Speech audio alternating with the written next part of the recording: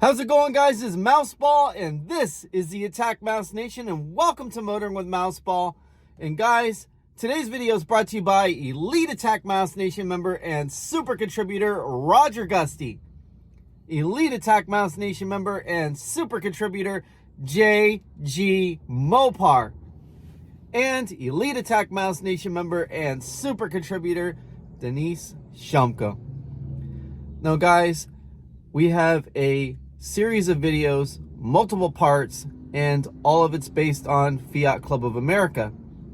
Now, it's a time for change. And now that Emily Durham and Daniel Durham are now president, or I would say Emily is president of the Fiat Club chapter out west, well, we're going to see exactly what Fiat Club of America has to offer through them. Now, Mama Mouse and I have a history of not being very friendly with Fiat Club of America, and for good reason.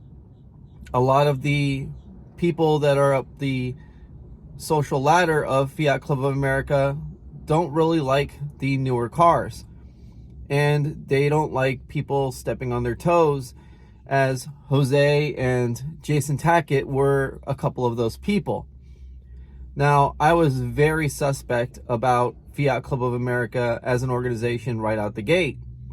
Now, the reason why I'm a member is because Robert Zecca paid for my membership, and of course I paid him back. Now, obviously, I have nothing against Robert Zecca. I think he's a great individual. He's an amazing businessman, and he's an even better salesman.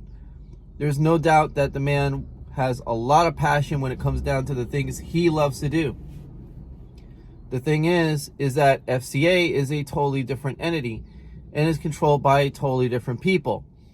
And FCA does offer a few things. I mean, I've gotten a Recombi magazine, which is biannual. I've gotten a identification tag that shows I'm part of FCA. I've gotten some Fiat Club stickers, which I have put on my car. And Mama Mouse said it was okay to do so.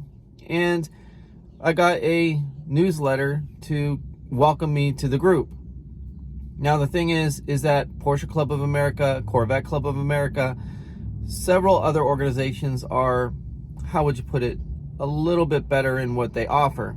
I mean, they offer discounts at hotels, they offer gasoline discounts, they have events that are a lot more interesting, a lot less boring, and their enthusiasts are very knowledgeable. In other words, even though they're not like me or my father or Jessica, who are so immersed in the automotive culture, they know a thing or two about their cars because they've been in their groups and forums for a long time, and they discuss these topics online and in person, and obviously through dinner, lunch, or even breakfast. So when you have people in Porsche Club of America, Corvette Club of America, Ferrari Club of America, you got people who really love their cars. And I mean, these are people who, know the production dates, know the VIN numbers, know the paint codes, know pretty much everything about the car. Where it was constructed, how it was constructed, what epoxies were used, what rivets were used in what place. I mean, these are true enthusiasts. These are people who don't have to turn a wrench to be a true enthusiast because they know enough about their car to tell you at length anything about it. The thing is, I haven't found a lot of these people in FCA. And the thing is, even though a lot of them do their own work, it's primarily because they want to save money. And that kind of person is always going to be involved in a club. The person that's not necessarily really into the car meets, really into the modifications, or really into restoring or bringing a car back to brand spanking new. You got people who are just there to keep their car running until they have a better circumstance and can get out of it. So in this particular instance, with FCA, change is coming. Now, will it come fast enough? I have no idea, but they've got 1 year to convince Mama Mouse and I, and we're probably not even on their radar, nor do they give a flying you-know-what about us. But you know what? We have the background, the track record, and obviously the skill set to make a big difference in FCA. Now, they can go ahead and disregard us.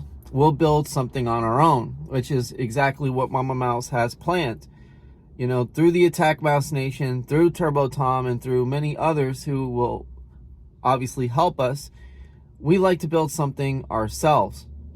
Something that will actually have a lot of hard work and a lot of dedication built into it.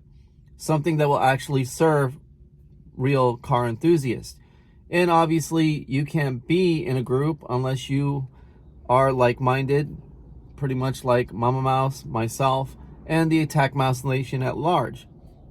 In other words, if you're not a real car enthusiast and you're just looking to benefit from all the things that the club brings, then you're probably not going to be very welcome, because we want people who love their cars. We want people who are self-reliant, who are going to work hard and not expect a handout and not expect us to bend over backwards and give up something for free. And we're starting to establish that very vibe right now, that things are expensive, our talents and our abilities are sacred to us, and they are not going to be given away freely just because. So guys, I really hope you enjoy this video, and obviously Dicorse is doing a hell of a job putting up these shows. Emily Durham is a new direction for FCA, and I have absolutely no idea where the club is headed, but hopefully it's headed someplace special. How's it going, guys? It's Mouseball, and this is the AttackMouse Nation, and welcome to Motoring with Mouseball. And guys, I'm over here in Bonita Springs at Dicorse, and today we have the Fiat Club of America event that we've been waiting for over a month. This is the first event of 2023, and as you can see, first one to come, last one to leave. That's the way Mama Mouse and I like to do things, because when it comes down to the AttackMouse Nation, you guys are the only ones that actually count.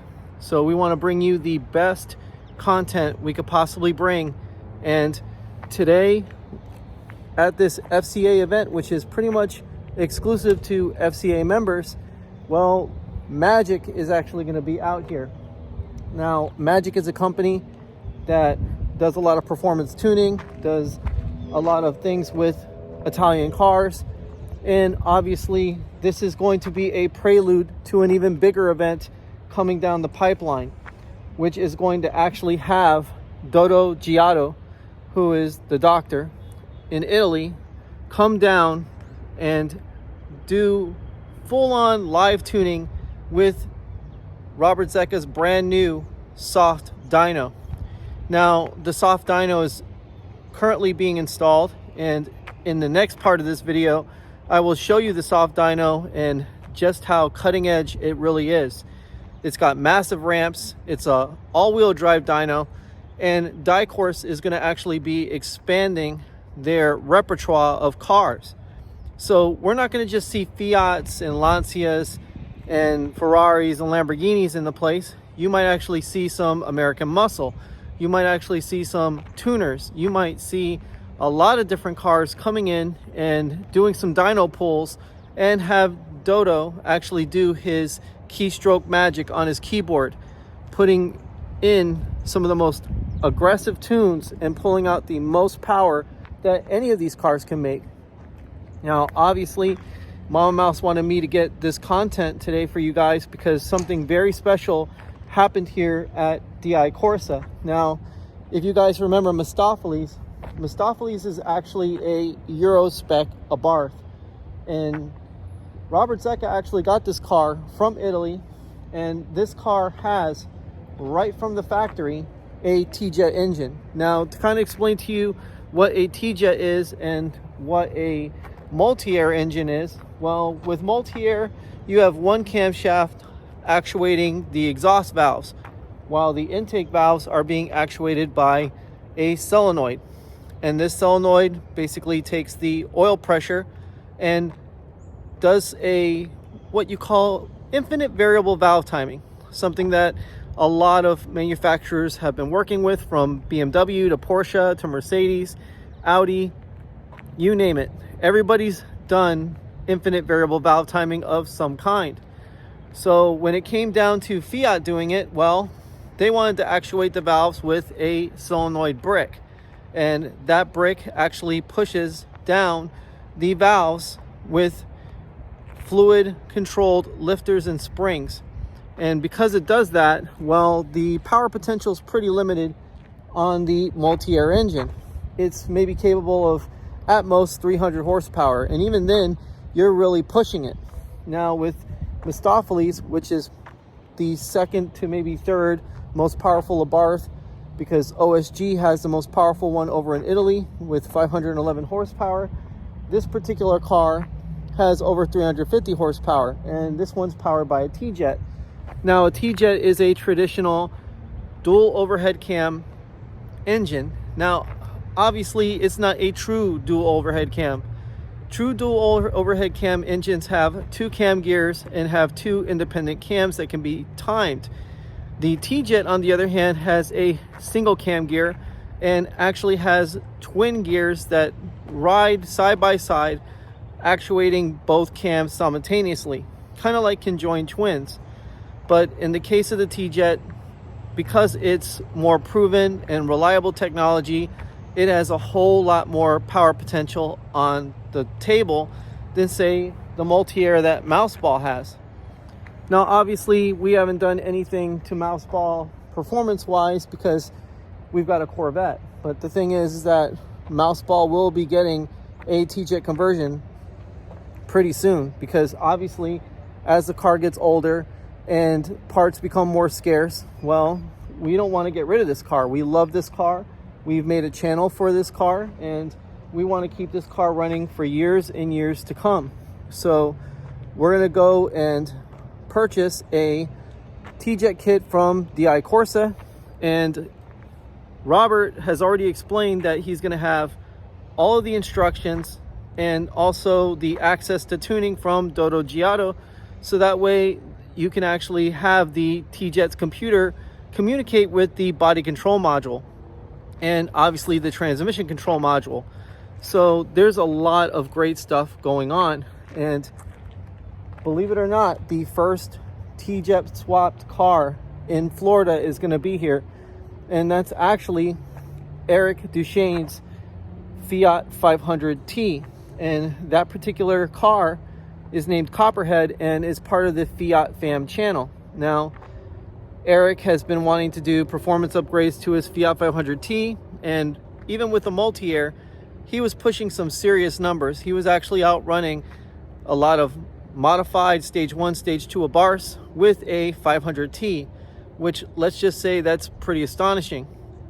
But when it comes down to it, the T-Jet will actually allow him to break 350 horsepower and possibly break the half shafts and the transmission in the process.